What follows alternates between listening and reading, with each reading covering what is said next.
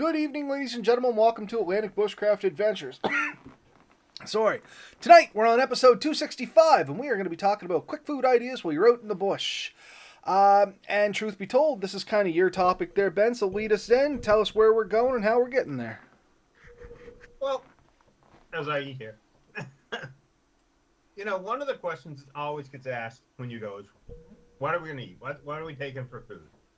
And we've talked before that you don't have to eat poorly when you're woods. You can take steak, you can take eggs, you can take good meals. And honestly, that is both of our preferred method now is to take better meals. But sometimes you have to travel a little lighter. You're going maybe a bigger distance. The weather's not conducive to taking food that'll spoil. And you just want something that's easy, quick, and sometimes cheap. And you don't always get easy, quick, cheap, and good. I was going to say, you have 4 choices. You can pick 3. Something's always missing, generally. But I think there's even exceptions to that, because I have some options that I think fall in the lines of easy, quick, cheap, and good. So, yeah, I wanted to talk a bit about that. And so I was out last week, and I managed to get out, and I'm very excited for that. I hadn't got out as much as I wanted to. And I said before I went, I said, I'm going to go to the store now and pick up some options. And I went to Mech, could have went to REI, or I could have went to Canadian Tire, Walmart, any of these other places. And I picked up some of the different options, and there's a bunch of options. I mean, there's Mountain House. I got Alpine Air here, the Happy Yak. But all these were priced at around $15 a piece. Which is honestly, yeah, pretty standard. Hmm? I said, I guess that's kind of standard. I had to look back at what mine cost too. I'm like, is that cheap or is that expensive? But I guess mine's about the same. So, I mean, what do you get for $15? And generally, when I looked on the packages, it says you're getting about 600 calories. You boil water and you pour into the package and you wait 5 minutes and it's more or less ready. Maybe you got to stir it a bit. Maybe you can shake it. Maybe you get a cozy and you put it in a cozy and keep the heat a little bit longer. But I mean, there's tricks. There's things you can do to make these last a bit more or be a bit better. But that's what you're getting. You're getting, $15 meal. It is a meal replacement at about 600 calories. If you're eating about 3 meals, there's your 2,000 calories plus. And if you're hiking, you're burning so it's not a big deal. And it's pretty simple. I mean, they don't weigh that much. Each of these, I think the package weight is around 135, 145 grams. And, you can put a bunch of them in your pack and you can go for 4, 5, 6 days and you're not going to be overburdened. And do they taste good? Yeah, they're not bad. I mean, they are dehydrated meals. And that's the thing. I think when people are eating these dehydrated meals, go in expecting that. You know what I mean? It has been dehydrated. During the dehydration process, some stuff is lost, like a lot of the calories, the nutrition and stuff there. It's still there. The important things are generally still there. Flavor tends to be the one that goes a little bit. Things taste a tiny bit more bland, and I know you're going to get into this a little bit more, Ben, with some of the options you have there, but that's my thing I find about most of these eating from a pouch deals. You know what I mean? It's just that they're ever so slightly bland. And you already kind of hinted towards it. I guess the only thing I would encourage people to do, take some spices. Anytime you're going into the woods and you're going to make food, take spices. If you have enough spices, you can eat tree bark.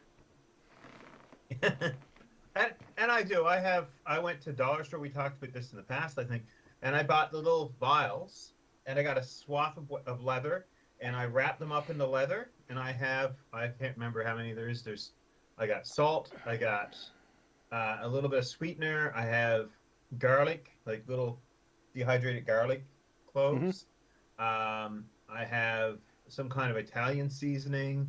I have some pepper and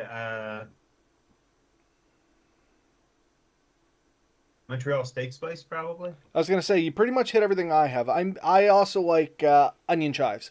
I tend to eat a lot of rice when I'm in the woods, and I like the dehydrated onion chives. And I'll take that in a separate little pouch as well, because honestly, there's no calories to them. It is simply flavor. But yeah, few spices go a long way, and I learned that in the military with the old MREs. They were, in my opinion, bland until you added some spices. Now, some of these um, country ones, like these small cabin, a couple of them had bite. Like there was a fair bit of flavor in them. I'm gonna give them that. They weren't bad. Um, so yeah, you know, it wasn't too bad. You could get away with it a bit more. Um, but if you haven't tried them before, you really have no idea until you get in there. You may open them up. I took,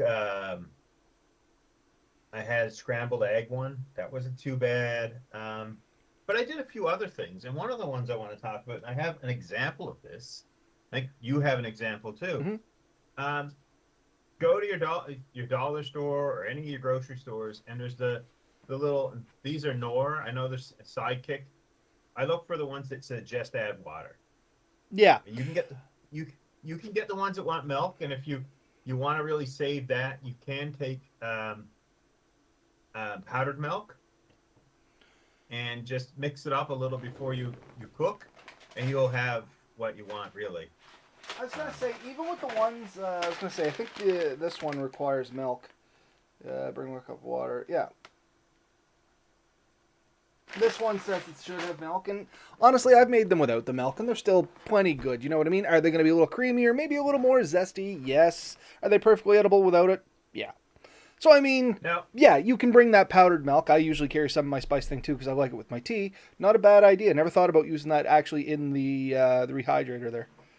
now, I also found these little envelopes of meaty goodness, and this is a tuna one. I've seen a spam one. I think you can get a few other varieties, but they're harder to find. But I usually mix one of these in with it, and it adds a bit of meat to these sidekicks, and I find it makes a decent meal. And when I looked up the calories, you're looking at around the same amount. So 90 calories on this, and the entire pack of this here is a quarter of the pouch is 120. So 120 times 4 is 480 480. plus 90, Yeah, you're over 500. You know what I mean? 500 plus. 570. So you want to throw some butter in there to add some flavor, and boom, you're right in the ballpark of 600 calories again. And this cost me less than $5. So I was gonna say this one I'm holding here. It actually says 120 calories per 33 grams, and there's 133 grams in there. So yeah, just like you said, it's roughly about quarter of the bag. And the whole reason that I brought this one out, just before we go away from this specific brand, is this is what I carry now. It's a little more, like I said, this one does require milk. I've never put the milk in it. I just eat it as is. But the reason I moved on to this, one, you can get them at the dollar store. Two, they're fairly tasty. And three, they were basically, let me get this down. Wise Company. So Canadian Tire, it's a big box mart here in Canada for those that don't live here in Canada. They sell kind of these rehydrated meals, much like Ben's been talking about there. And I'm trying to bring up the website here.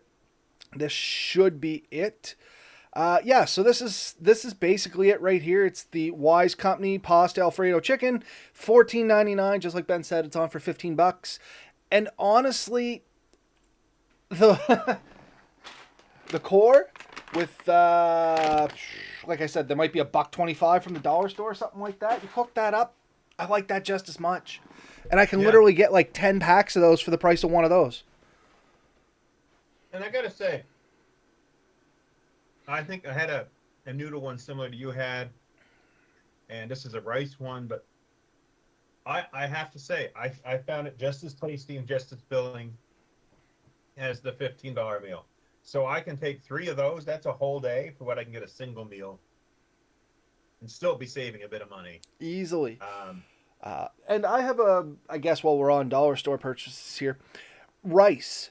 I have a quick hack for rice going into the woods. Now, here's the caveat on this one, it's a little bulky, but it's incredibly easy to make. And I know some people are going to hate me for this because you either love or hate this stuff. Well, I guess my lights are killing that. Blair's. Yep. So, anyway, it comes like in a can, if anybody has never seen this stuff before. It's just a can, and it's already semi-hydrated, and it only takes, I think it's like a half a cup of water. You just bring the water to a boil, you dump it in. So you open this can, dump it in your pot, bring that half cup of water to a boil, dump it in, whisk it with your fork, slap a lid on it, come back in 5 minutes, it's good to eat.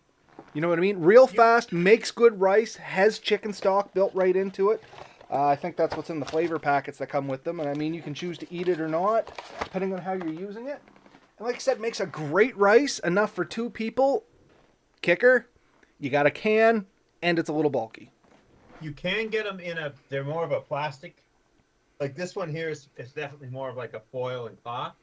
But when you get the ones that are a bit squishy in a like a plastic envelope, those are pre-cooked too. So I was going to ask if you had ever eaten those. I have seen them in there, and I have questions and concerns.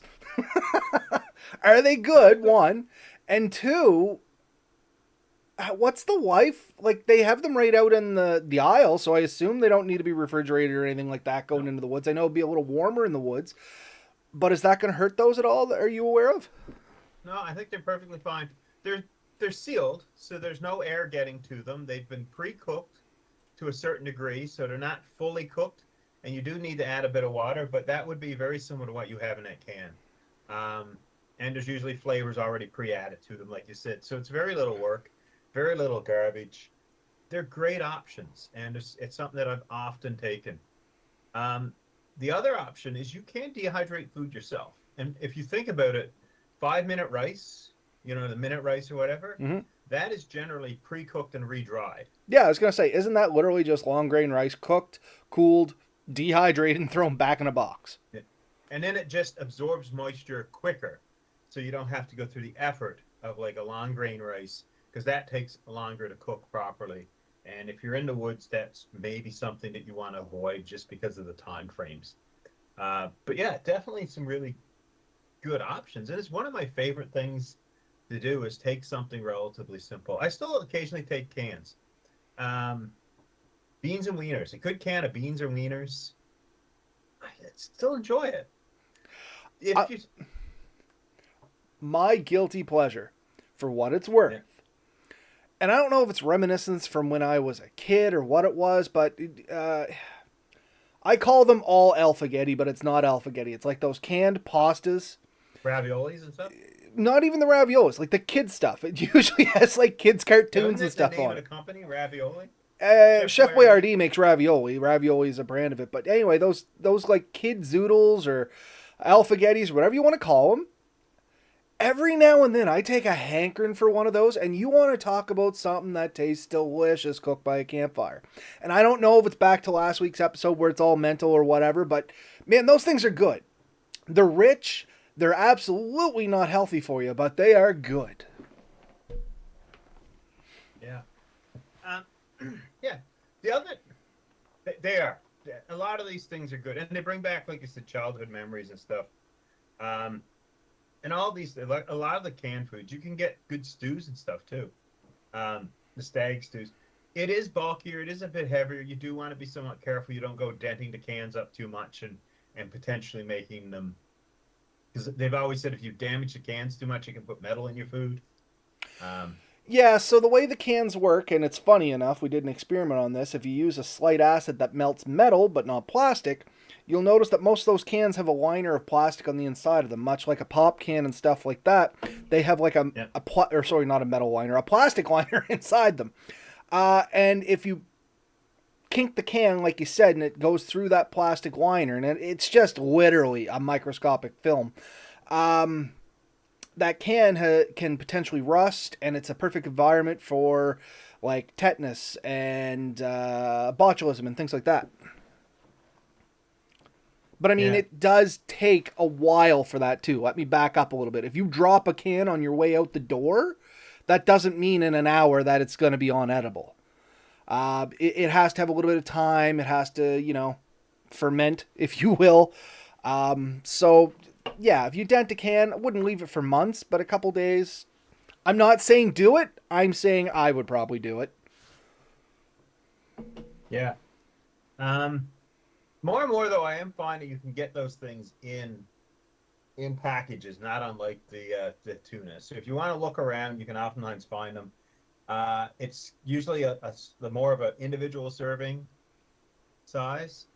Um, and the other option, of course, is you can dehydrate your own food. Yeah, and that's just where we were going. So I know you have done quite a bit of this dehydrating because you have made some good meals, and I have seen it. SpaghettiOs, Chris Jones, yeah. And I don't just mean one specific brand name. It's like all of those canned pastas. Not necessarily with meat, but just the pasta in that tomato sauce kind of crap. I don't know. My brother used to eat them like they were going out of style, and I think that's where I got them from. Yeah. So if there's a food you really like, oftentimes they can be dehydrated. You want to look into how to do it, but it doesn't take much. If you have an oven, they say just crack the door and put it on its lowest temperature setting, and leave it on a cookie sheet. Spread out as thin as you can, and all the moisture will dry out of it. You can put it into a bag. I have had good luck with a few different methods. Some foods I find you're better off dehydrating individually. So for me, spaghetti is a three-part process. Hmm. I do the sauce, I do the meat, and I do the noodles. So you can't do the meat in the sauce? Because I had questions about this too. I was going to start doing spaghetti, and I want to talk to You you. can. Prime time to do it. Why would you separate it? What's the pro versus con on this? Just it seemed to work better for me because not everything dehydrates at the same rate. And the spaghetti sauce itself becomes very much like a leather. The meat becomes very much what they call it gravel. The ground beef becomes like a gravel. So I'll take my sauce, I'll make up my sauce, and then I'll dehydrate that. Then I'll take my meat, I'll dehydrate that, and I'll know approximate servings. So I use, if I use 1 can of spaghetti sauce for 1 pound of meat, I cook all up the same amount as I would otherwise. And in the noodles, I've been doing separate, and I've been doing actually spaghetti squash for the Mm-hmm. last few I've done. So not even regular spaghetti noodles. And I dehydrate all that, and then I combine them in one bag. It So doesn't matter after that. do But you I like just found it portion it out per bag? Because that'd be smart too. That way, one bag's one meal. you can for sure, right? If you know that, say you've cooked up enough for 4 people, and you're going with 4 people, then for Yeah. me the 1 pound of meat made a lot of sense. For my family, I can get like I cook what I would cook for a family. If I'm going by myself, then I would quarter it out or portion it out proportionately. So if you know how many people servings you got, you just serve it proportionally out. But I mean, these meals are the same thing. Some of these actually will tell you a full meal is 1 person, a half of one of these is 2 people, and you divvy it up on your own in there. And the trick is when you do it yourself, the rehydration, it takes a bit of practice. Too much water, it's going to be sloppy. Not enough water, it's still going to be crunchy and Chunky. not as rehydrated. So it takes a bit of time, but it's definitely worth it. Um, I have I created a little cozy that I put my pot in. So once I get everything heated up and boiled, I'll put it in there, and then I don't have to use as much fuel. And that was something I was going to mention with these. These things are like the store-bought ones. The biggest advantage for them is it's boil water, throw it in, it's considered cooked. With the Knorr ones, it still says you should be cooking them for like 10 minutes. Yeah. And can you do similarly? Maybe, but maybe it does cost a bit more fuel. Maybe there's a bit of savings in how you do it. I found the dehydrated meals I made, I like to boil them a little bit longer. Overheat, I found that they rehydrate better. Um, it is some experimenting. So you save weight going in, but you still have to take a bit more fuel, unless you're doing it on wood stove or a wood wood fire, then you can Then you find your gather your fuel while food. you're in there, but still, it's going to take more work to produce more fire. You know what I mean? But if you have the fire going anyway. Something that Kier said here on the side, tinted beans or spaghetti. We used to dent the can and throw it in the fire. When the dent popped out, the can was hot enough. Not great now with new plastic liners. And all I can think is you better be paying real close attention to that. A little too long, your meal is going to come looking for you straight out of the fire pit, is my first thought on that. How are you opening a can without burning yourself? You get somebody else to do it, is how I would do it. I would ask you to do it. I'd say, hey, Ben, we can share this can of beans. You just got to open it. I weigh my meals before and after dehydration. The difference gives you a rough water volume to rehydrate. And I mean, yeah, that's the scientific method behind it. I'm lazy. I guesstimate everything and I learn trial by error and feel it out. But yeah, Kier, that's absolutely the best way to do it. Figure out how much water you dehydrated out of there. It'll give you an idea how much you're going to put back in. Incredibly smart. I'm not the smartest turkey, so don't go by what I do here. Me, I'm just like, yeah, a cup of water, sure. We'll see where that gets us, and off I go. Like, even on the back of these things, I am notorious for being like, looks like 2 cups. Sometimes I get real dry noodles. Sometimes I get a little saucier noodles. Doesn't bother me. You don't get to be my size by being picky about your food. Yeah, I know that. How to open the can with difficulty. So, but yeah, I mean, I definitely want to just emphasize there's a lot of easy ideas out there, and they're very enjoyable. And I think it's really important to experiment and see what you can do. One of my favorites, though, I used to go down. There's a self-rising bread dough you can get at, and I'll often buy because it comes in a small flour sack, and I'll put, a couple of cupfuls in a decent Ziploc bag, and I'll take it in the woods, and then you just mix water with it, and you can make bannock. I was Like going to say, can't you just knead that in the bag and then take it out and Yeah. you're good to go? Yeah, works great. I'm kind of now wondering if you could just drop the bag in water and boil it.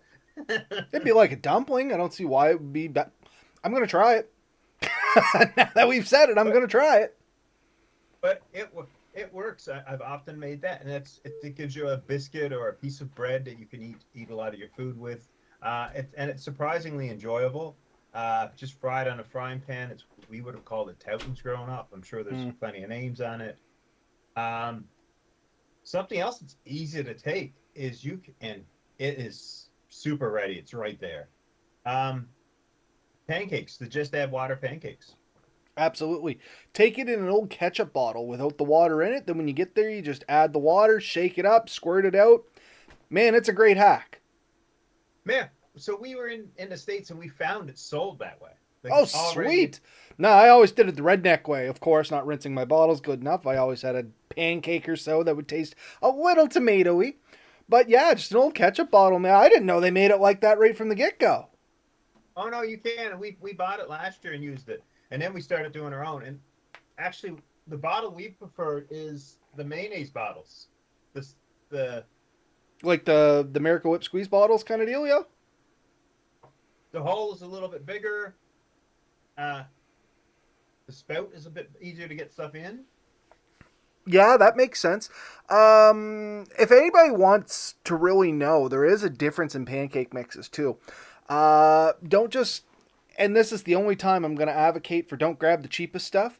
If you get the Kodiak pancake mix, I find it makes a better pancake, a fluffier pancake, and a more filling pancake. And in no way are we sponsored by them. Like, this is just my 2 cents on this. Originally, we started getting it because it was the only kind that Lily would eat. It goes, like, you can use it for pancake or waffle batter, as much of them you can do, but it just made a specific crispiness, tenderness, whatever, that her textile sensory issues were okay with. And honestly, I really got to enjoying it. And I do find, like, for going out in the woods, it just cooks a little nicer. It's not as thin as the stuff that comes in, like, the generic boxes. I'm trying to think, like, gosh, I can't even remember what brand names of pancake mixes are out there that are popular anymore. Because I've been buying this stuff for 8 years. Yeah. I'm still experimenting with different options, and I've even made my own pancake mix here.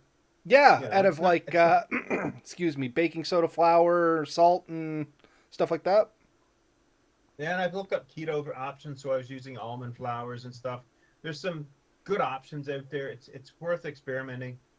But again, a lot of these things end up being just add water once you get into the woods, um, and that definitely makes the difference.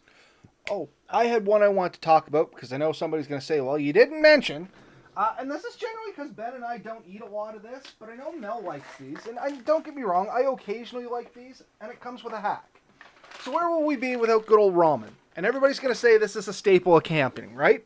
But here's the trick with ramen. One, there is a ton of salt in these things. So don't expect to live on these for multiple days. This is the biggest thing I see people coming into the woods. Like if I take somebody camping, oh, what'd you bring? Ramen, Mr. Noodles, whatever. I'm like, oh, you bought a pack? No, I bought nothing but. I'm like, you are going to die a slow and horrible dehydrated death.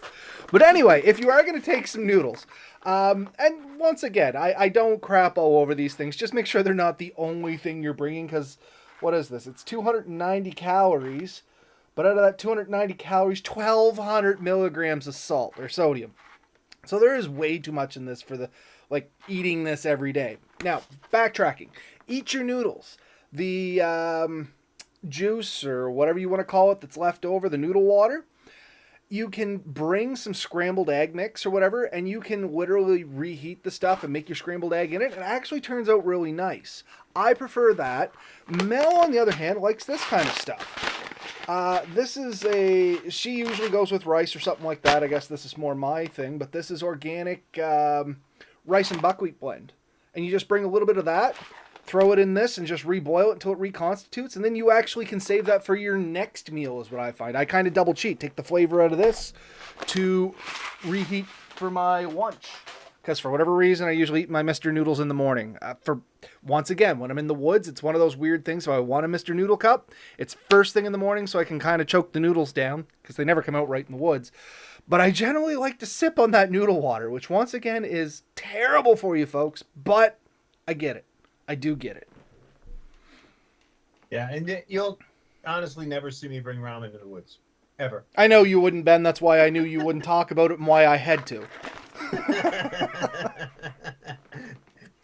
Never happened. Never gonna happen. It'd be a cold day in hell day. I cook up one of those and eat it. But you know what? Like I said, it does have a spot. I get it. It's lots of people love it. Just don't make it be the only thing you bring into the woods. Literally, you will give yourself stomach problems with that kind of sodium and poor nutrition going in your body every day. Yeah. Yeah. The other go-to, honestly, this is the leftovers from my trail mix. I tend to make my own trail mix. I Yep. I go to Wally World or Walmart for those that aren't on the East Coast, I guess. Down in their like nut section, they have like mixed raw nuts. I prefer on roasted for whatever reason, and I grab one of those and I grab some of the like craisins, raisins, and stuff like that, and I just jam the two of them together. And I like the ones with chocolate in it, so I get some like dark chocolate chips, throw a handful of that in there, shake it up, and bam. Trail mix. Yeah. Yeah, dark chocolate is my weakness, and you cannot make it too dark for me. I like dark chocolate and trail mix. Love it. To the point where people who see me eat it ask me how I can eat that, and then I look at them and say, "How do you eat chocolate milk?" Or milk chocolate, because that's not even chocolate. Like that's just. It's very sweet, and I mean, once again, I get it. People that like it, no judgment. But I'm with you. Dark chocolate's way better. I judge your chocolate choices. Yeah. What? There was something else I wanted to bring up, and then you brought chocolate up and completely erased. Oh, I derailed you, man. Yeah. So, but chocolate bars are definitely one of the ones I often take. Oatmeal. I know we should talk about this too because we've talked about it before. Oatmeal, a lot of people tend to bring that in the mornings. Just realize it's a pretty plain breakfast unless you got something to spice it up with. I can Yeah. attest to this. Now, Ben makes something called no meal, which comes with a little cocoa and stuff in it. And you've sent me the recipe before, Ben, and I lost it when I changed my computer over, so I need to get you to send it to me again. But that stuff is delicious just straight as it is. Like, Yeah. and you don't really need to bring a whole lot of extra stuff for that. It's once again, you just add water, let it cook. Once it's cooked up, you eat it, and it's got a great flavor to it itself. Unlike, your cut rolled oats or any of that stuff, it's pretty bland. Let's put something in it. Here's the thing with oatmeal. Uh, I put a fair bit of a flaxseed in it, and that flaxseed is a fair amount of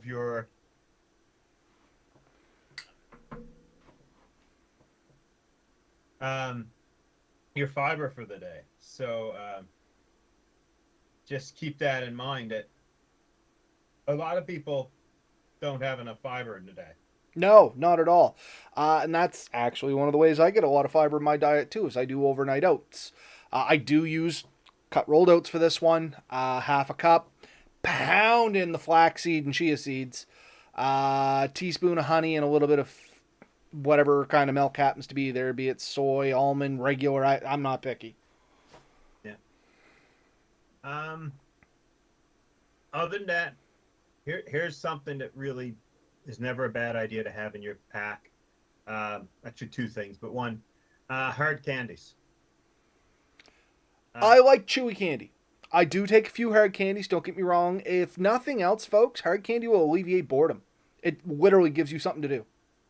but it's pure sugar and it's energy, and if you're really cold or you're miserable, that can really do a lot for your mood. Um, and then there's hot drinks, and hot drinks serve a similar purpose. I drink a lot of teas. Some people take coffees. Hot chocolate is really good for kids and adults alike. I was about to say, if you say But yeah, just kids, Ben, we're going to have huh? problems, bud. I enjoy a good cup of hot chocolate every now and then. But I'm with Adults you. and kids Tea is alike. king, honestly, in Hot the chocolate. woods.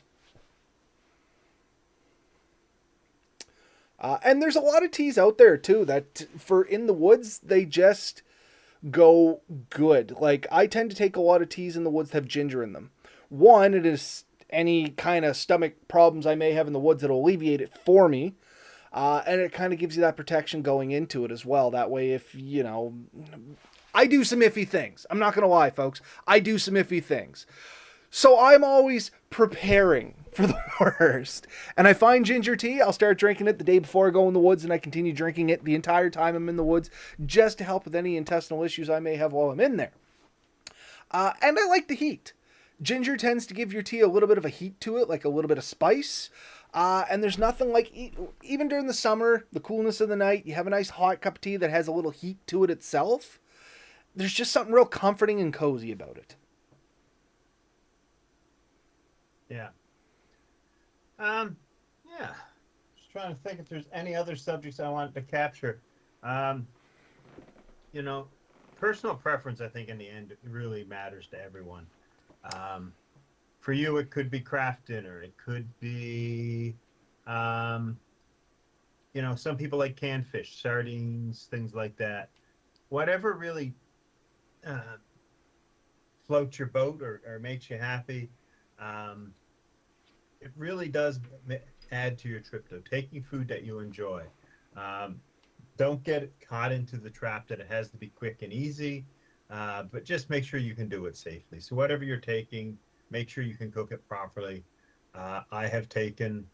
We have done chicken wings. We have done a full turkey. We have done steaks. I have done burgers. Uh, Very, very regularly, I have taken like cheesy sausages and stuff like smokies and stuff in. All these things are great. A quick trick, if you're taking fresh meats, pre-freeze them, like freeze them solid before you leave, and then wrap them up well in maybe an small insulated bag with a few other things you want to keep cool. And I usually try to eat those things on the first day or so. And that's what I was going to say. Anytime you have stuff like that, just make sure that it's hopefully going to be eaten within the first day because you don't want any of that stuff going too long. Um, on cooled, unless you get a cooler. I mean, if you got a cooler and it's going to stay cool for a while, then not so much a big deal. But Yeah. if you don't have a cooler, and I know the couple times that you and I have gone, Ben, we did not have coolers. We just froze them, wrapped them, and they were the first things we ate.